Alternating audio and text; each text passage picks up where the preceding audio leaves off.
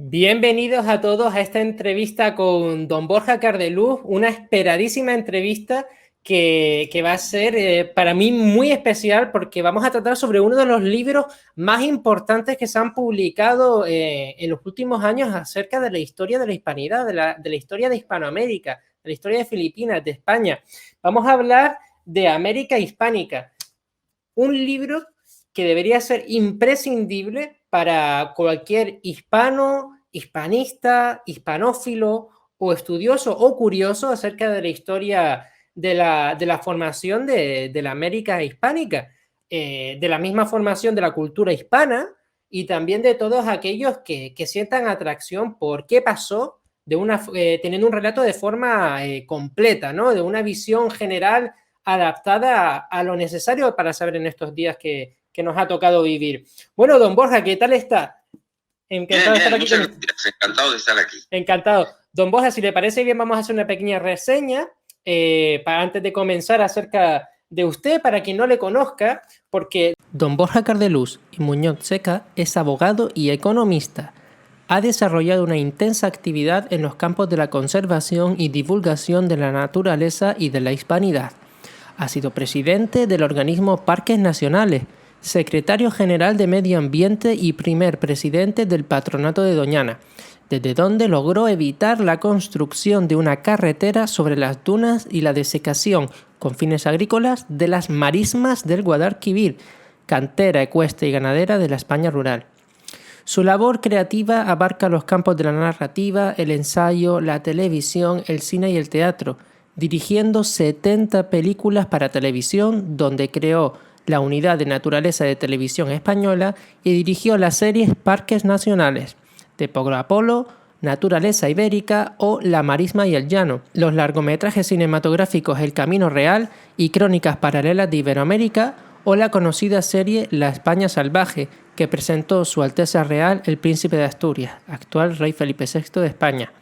Ha publicado más de 40 libros, como La civilización hispánica, La huella de España en Estados Unidos, La Florida española, Inca o El mar español, así como La España del silencio, con la editorial Almuzara, recopilación de sus novelas sobre el mundo rural.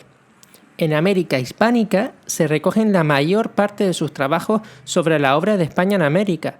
Es Premio Nacional de Medio Ambiente y presidente de la Fundación Civilización Hispánica. Bueno, don Borja, su currículum es extenso y realmente impresionante, y que además sabemos que se trasladan en este libro como una vida entera de conocimientos e investigación plasmadas en apenas un libro de 1000 páginas, que parece poca cosa, pero está aquí todo, ¿verdad, don Borja?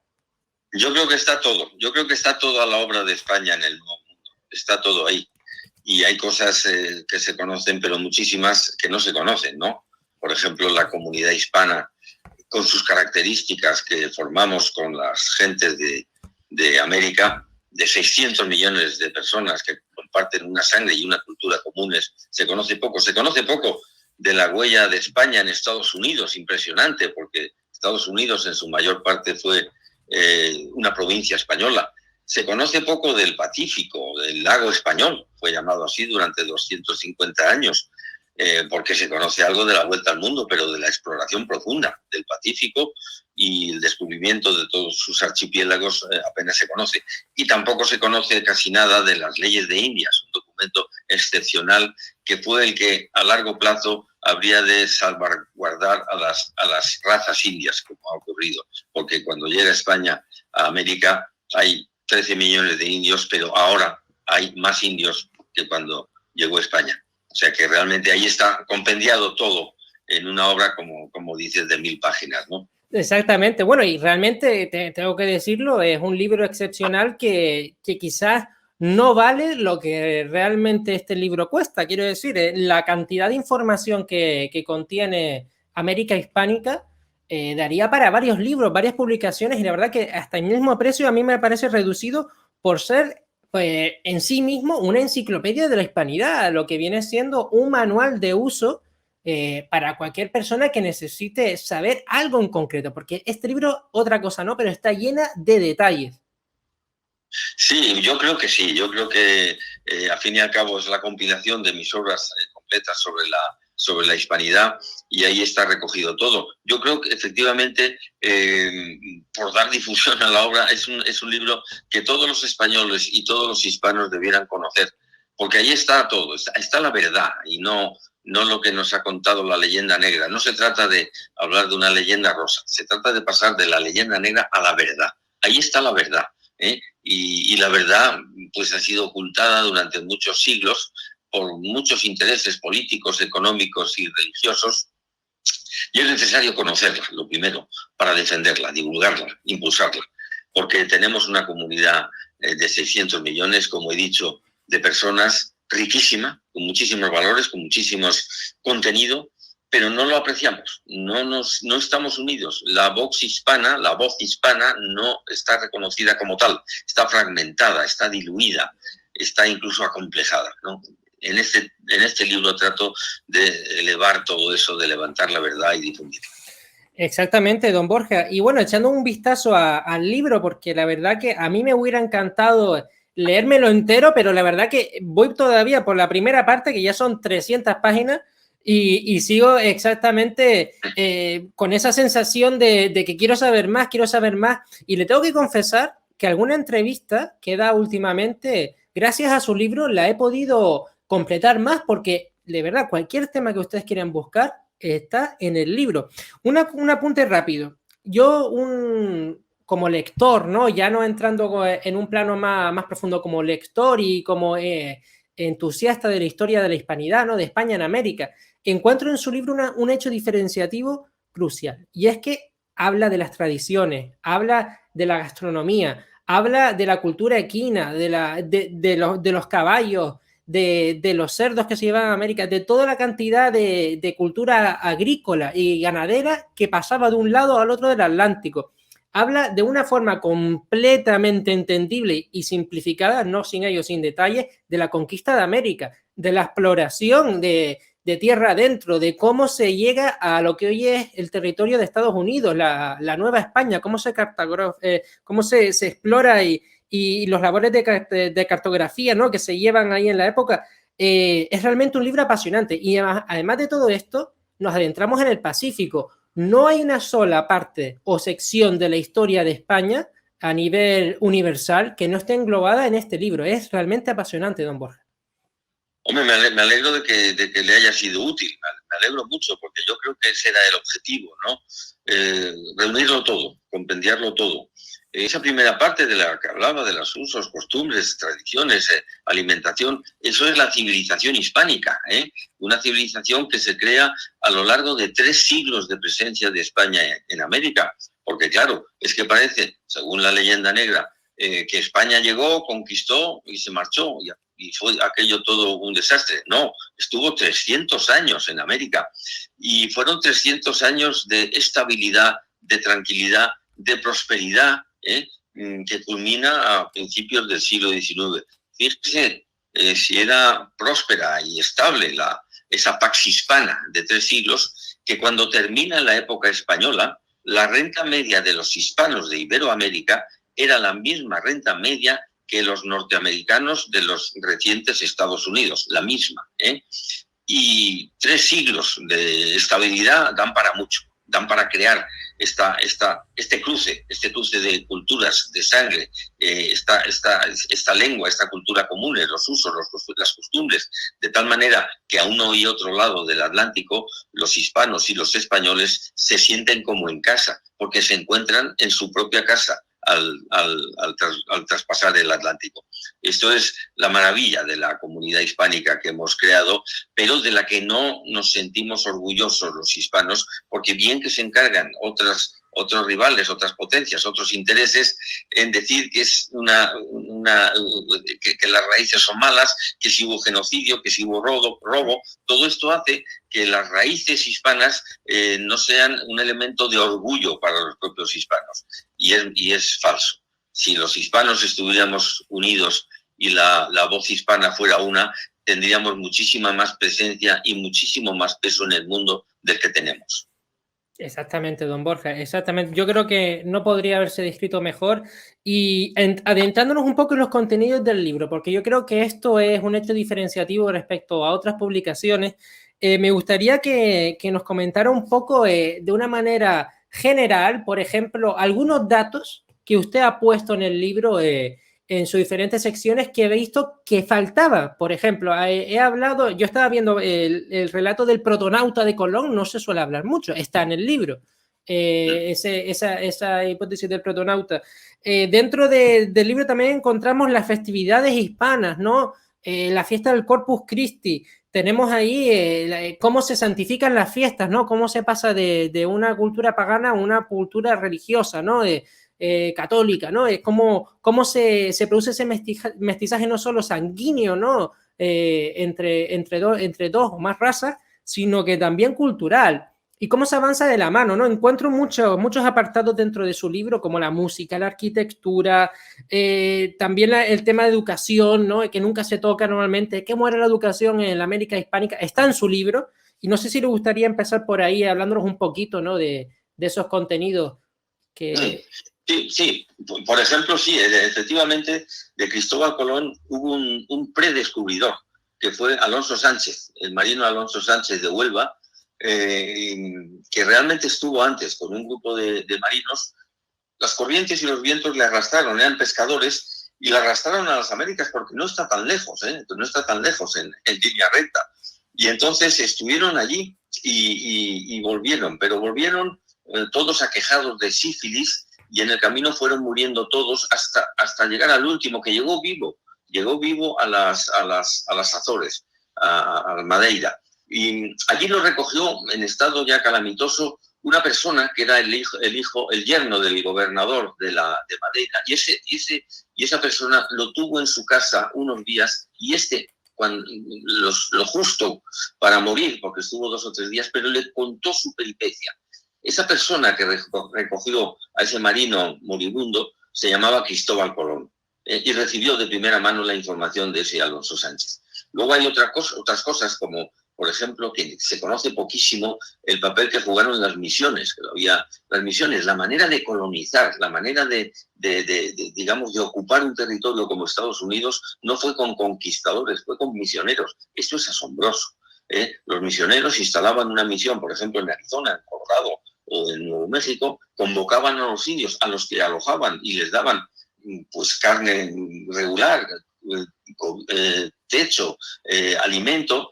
Y entonces lo más importante no es ya que les adoctrinaran en la religión católica, que también, sino sobre todo que les enseñaron los oficios occidentales, los misioneros en cada misión, y se fundaron miles de misiones en Estados Unidos y en Hispanoamérica. Bueno, pues esas misiones enseñaban, capacitaban, hacían la formación profesional de esos indios. Les enseñaban carpintería, ganadería, agricultura, herrería, talabartería, y gracias a ello pudieron esos indios, cuando los norteamericanos en Estados Unidos ocuparon el oeste, porque se había marchado ya a España y les quitaron sus tierras, pues esos indios no perecieron como en el este, no se extinguieron, sino que se incorporaron como carpinteros, como albañiles en la nueva sociedad occidental.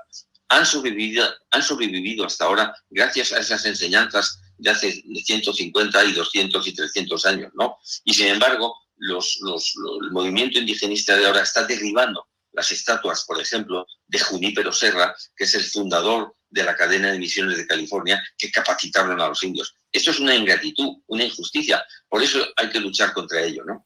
Exactamente, don Borja, es que lo ha explicado perfectamente, ¿no? La historia de cómo se coloniza, ¿no? Se explora, ¿no? Y se habita, ¿no? Esas zonas que eran tan áridas de la actual Estados Unidos, ¿no? En Norteamérica.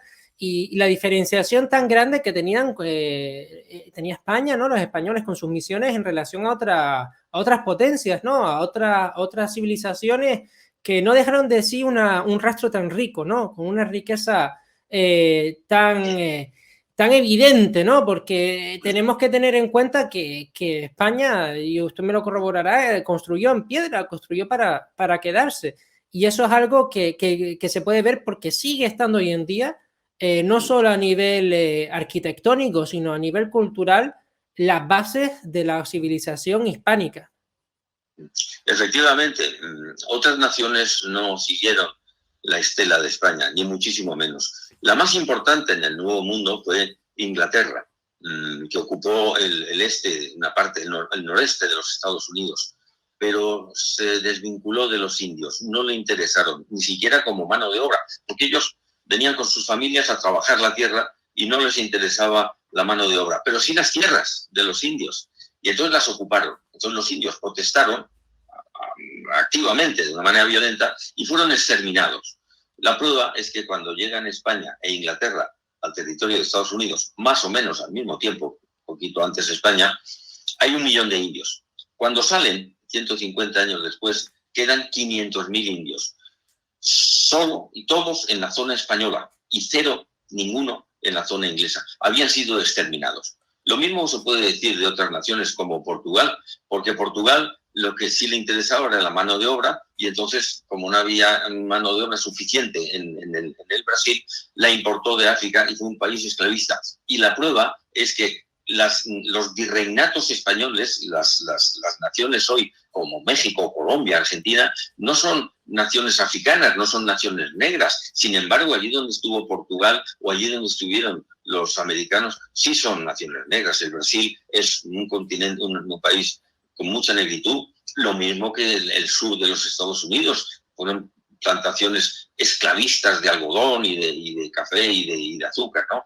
Esta es la diferencia. Es decir, como ha dicho, como acaba de decir, España lo que hizo es intentar prolongar España en América, ¿eh? Y no hacer una colonia. Es muy diferente.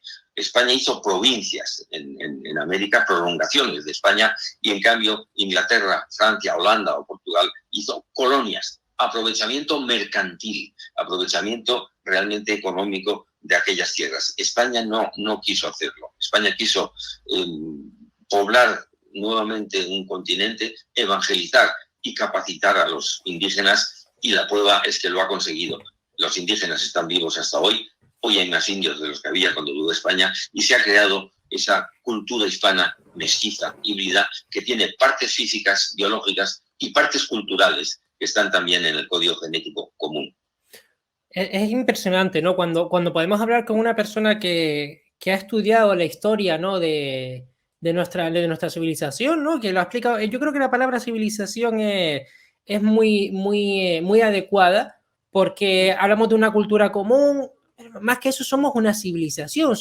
España es una extensión de Roma, y por ende Hispanoamérica es una extensión de España y a su vez heredera de Roma, ¿no?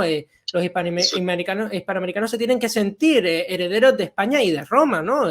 Como una extensión en esa forma de prolongar y de duplicar, como bien ha dicho usted, el territorio inicial que podía ser España, pero siempre abierto al cambio, ¿no? No sé si usted pudiera hablar un poco más de cómo se parece Hispanoamérica a España y cómo España a Hispanoamérica.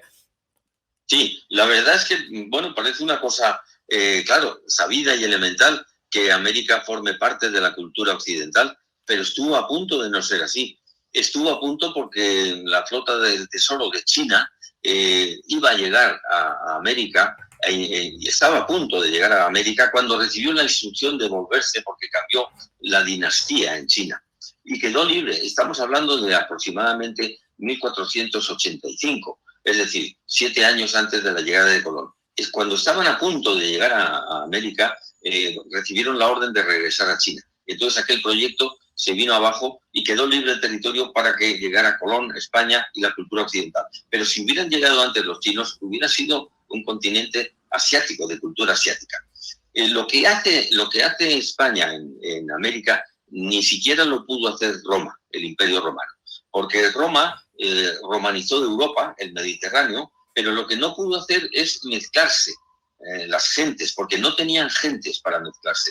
España traslada a América la cultura grecorromana y el cristianismo, pero además se mezcla con ellos, porque sí tenía gente para poblar. Y entonces lo que surge es una cultura, como dice, híbrida y mestiza, que es más que una cultura, porque hay cultura francesa, hay cultura... No, una civilización es una cosa mucho más rica. Requiere 500 millones de personas con una misma sangre. Y solamente hay 2 en Occidente, que son la anglosajona y la hispánica, las dos únicas. Y esa civilización común pues se manifiesta en muchas cosas comunes, en la lengua, en la religión, en las costumbres, en la forma de vida, en la filosofía de vida, en la generosidad, en el sentido familiar, en la capacidad de comunicación de unos y otros en el mundo hispano, en la alegría de vivir, en la afición a la fiesta. Todas esas cosas y muchas más que se relatan en el libro son las que conforman la civilización hispánica. Civilización acomplejada, civilización poco exhibida, poco difundida en el cine y en la televisión, pero existente y que está todavía por salir a la luz como debe hacerse. Y este libro, pues yo creo que puede contribuir a ello, como otros trabajos que se hacen, pero aquí he querido compendiar todo para que se sepa qué es, dónde está todo y qué es todo. Ahí está compendiado todo lo que hizo España. Exactamente, don Borja. Es que a mí me asombra muchísimo cuando leo su libro encontrar detalles que todos revelan una misma verdad, una misma realidad, ¿no? Que es lo que pasó en América, ¿no? A costa de estos intentos continuos por parte de las élites de cada país hispano, incluyendo España, en esforzarse en poner dentro de su currículum, sobre todo para los chicos más jóvenes y no tan jóvenes también en las universidades, esa mentira repetida, ¿no? Y simplista también, ¿no? Que se revienta de un plumazo 300 años de historia y pasa de la conquista a la independencia como si hubieran pasado 10 años o 5 años o como si no hubiera existido, ¿no? Yo pienso que, no sé qué pensará usted, pero algo no cuadraba y las personas que nos escuchen pueden intuirlo, ¿no? Algo no cuadra cuando se trata de esa manera un periodo que dura 300 años. 300 años, ¿no? No aguanta una cultura de 300 años siendo esclava y pasándolo tan mal, ¿no? Habría múltiples revoluciones famosas. Hubo No, pero Pax Hispana, ¿no? Como usted lo denomina. así es. Hubo una Pax Hispana magnífica en la que todos estaban francamente a gusto, porque como usted dice, si no hubieran estado a gusto, no hubieran aguantado, se hubieran rebelado. En esos 3 siglos apenas hay conflictos. Caben en los dedos de una sola mano los conflictos que hubo desde Colorado hasta la Tierra del Fuego, ¿eh? Durante 3 siglos, ese inmensísimo territorio. Pero vamos a ver qué pasa después de los 300 años. ¿Qué es lo que ocurre a partir de 1800, de 1820? ¿En qué clase de caos entran las Américas? Es algo realmente pasmoso, asombroso. Se producen conflictos civiles. Inglaterra, los intereses de las empresas inglesas en coalición con la élite criolla, no el pueblo, la élite criolla, más políticos locales corruptos, forman una alianza, los 3, terrible, que durante 2 siglos se va a dedicar a desvalijar, a vaciar de recursos naturales América. Y van a ser el cromo, el manganeso, el zinc, el níquel, la plata, el petróleo, pero se lo van a llevar a cambio de salarios miserables esas compañías inglesas. Una alianza perversa. Pero ¿qué ocurre en lo político, en lo social? En lo social, a los indios se les quitan las tierras comunales que les habían reservado las leyes de Indias. Por eso hay un libro dedicado dentro de este libro América Hispánica a las leyes de Indias. Las tierras comunales, que eran donde los indios labraban y subsistían, se las quitan, se venden en pública subasta y se los quedan los criollos hacendados y se crean latifundios de hasta 6 y 7 millones de hectáreas en México, en Bolivia, en Perú. Asombroso. Se producen guerras civiles entre ellos, entre Bolivia, entre Colombia. Se produce la disgregación total de un continente que iba desde Colorado hasta la Patagonia, una unidad geográfica, política, lingüística, cultural y religiosa se fragmenta en 20 repúblicas, cada uno con sus ambiciones políticas y sus prohombres particulares a la búsqueda de los beneficios con esa triple alianza que he dicho. Se producen revoluciones como la de México o como en Perú. Se produce la extinción de tribus enteras como los indios Pampa en Argentina en el siglo XX o como los tehuelches y los onas en la Patagonia, siglo XX también. Los indios yaqui de México son esclavizados. ¿Y qué ocurre con el suelo de América? El rico suelo de América. España practicaba lo que se llama un mosaico de cultivos, variedad de cultivos, pero cuando llega la independencia, enormes extensiones se dedican a un solo cultivo, como el azúcar, como el plátano, como el café, como el cacao. terrible para el suelo, lo empobrece. Centroamérica lo destrozan. ¿Qué ocurre también con la selva amazónica? Que se destruye. No queda casi nada de lo que era la selva amazónica que dejó España. ¿Qué ocurre con el narcotráfico? ¿Qué ocurre con todo lo que pasa? En definitiva, México pierde la mitad de su territorio a manos de Estados Unidos. Centroamérica se divide en cinco repúblicas muy pequeñas, mezquinas, ¿no? Esto es la realidad. 2 siglos de realidad, ¿eh? 2 siglos de realidad. Tras 3 siglos de paz española, de paz hispana, 2 siglos de un torbellino de asuntos que no dejan prosperar a América. Y sin embargo, se sigue echando la culpa a España, se sigue echando la culpa a la ley. Esa es la leyenda negra. Y lo hacen muchos políticos, muchos intereses, y continúa esa alianza de los criollos elitistas, de las compañías ahora norteamericanas y los políticos locales. Les interesa acallar lo que está ocurriendo y echar la culpa a lo que ocurrió, que prácticamente no ocurrió nada más que estabilidad y prosperidad. Es impresionante poder saber esto, ¿no? Un análisis completo no solo del periodo de la América española, sino de lo que pasó después, ¿no? De la América hispánica. A mí me viene a la mente, ¿no? Esto que acaba de decir con el monocultivo, a mucha gente le puede venir a la cabeza Colombia, país cafetero, o le puede venir a el Caribe, famoso por la caña y por el plátano, la banana, y por las variantes, ¿no? Que sé que cada uno lo llama, tiene un montón de variantes del plátano. Bueno, pues esto realmente no era así, ¿no? Como usted lo dice, y esto es un empobrecimiento de la tierra, esto es una corrupción de lo que había antes, que era la riqueza agrícola, ¿no? Que se practicaba porque no había un sector dentro de América que fuera exclusivo para el cultivo de algo, sino que se aprovechaba todo como una civilización común, ¿no? Y si se podía cosechar en Colombia, también se podía cosechar en Venezuela, y en lo que hoy es Venezuela, ¿no? Y me imagino, o Ecuador, ¿no? No había ese monocultivo, ¿no? Que está más bien pensado en una explotación exterior, ¿no? Es como es un negocio en el fondo, ¿no? Hacer de un país un negocio seguro. Bueno, es la esclavitud del suelo. Exacto. Es decir, el monocultivo es lo peor que le puede pasar a la tierra, porque año tras año, sembrando, cultivando lo mismo, pues llega a un empobrecimiento absoluto del suelo. España jamás practicó el monocultivo. El monocultivo lo introducen los holandeses y los ingleses, en las Barbados, en Jamaica y demás. Primero con el azúcar. Y el azúcar ha sido uno de los grandes, digamos, demonios de América, ¿eh? Pero luego vinieron otros. Vinieron el plátano, el café, el cacao, el enequén, los indios yaquis que he mencionado antes, fueron esclavizados y llevados a los cultivos de enequén en el Yucatán, ¿no? Ha sido terrible el resultado para el suelo de América, riquísimo, en el que se practicaba lo que requiere el suelo, que es la variedad de cultivos, que es lo que hacía España, ¿no? España jamás dedicó una tierra a un solo cultivo. Eso es terrible, ¿no? Eso es terrible para el suelo.